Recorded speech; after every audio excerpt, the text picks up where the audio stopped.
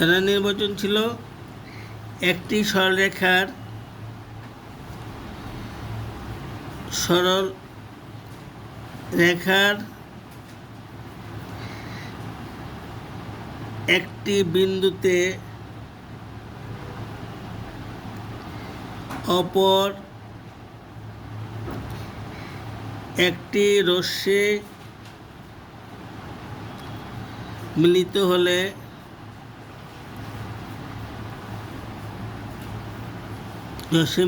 হলে যে দুইটি সন্নিহিত কোণ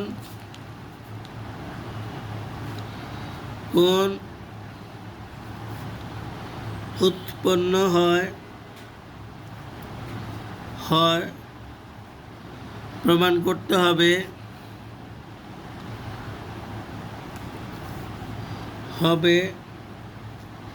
তাদের সমষ্টি দুই সমকোণ। এখন এখানে আমাদের আসছে কি সরলরেখা কি?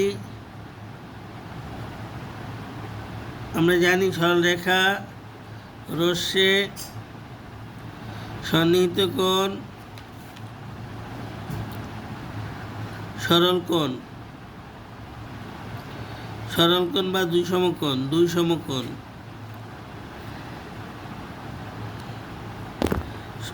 সরলরেখা হলো এটা একটা রেখা যার নির্দিষ্ট কোনো দৈর্ঘ্য, এটা চলতে থাকবে। এটা হলো রেখা। রশ্মি হলো কি একদিকে মূল বিন্দু থাকবে, এটা হলো রশ্মি। আর আরেকটা আছে, তুমি একটু আগে রেখা অংশ, আরেকটা জিনিস আছে রেখা অংশ, সেটা হলো রেখার একটা অংশ, দুই দিকে মূল বিন্দু থাকবে। রশ্মির এক প্রান্তে মূল বিন্দু, আরেক দিকে চলতে থাকবে।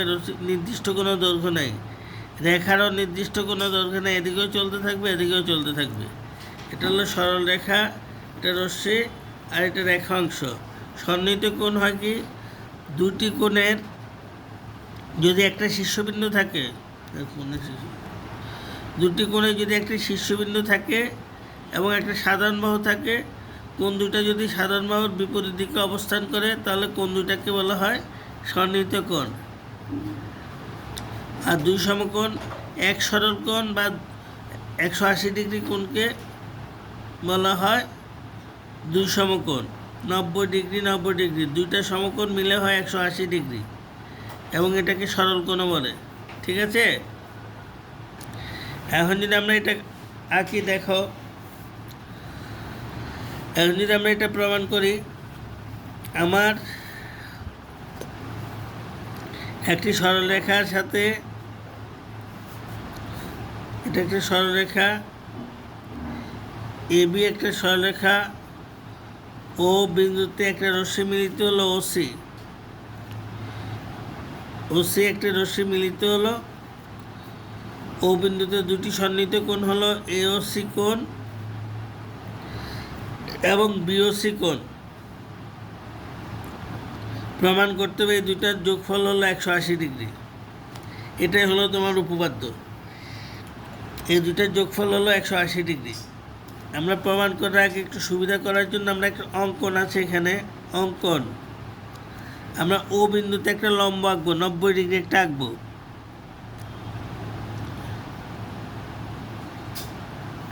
এবি রেখার উপর একটা লম্ব আঁকলাম, এটা লম্ব। ওডি একটা লম্ব আঁকলাম, তাহলে এটা 90 ডিগ্রি কোণ হবে। এখন এটা প্রমাণ করতে গিয়ে আমাদের দেখো এওসি কোণ যোগ বিওসি কোণ, এওসি কোণ যোগ বিওসি কোণ।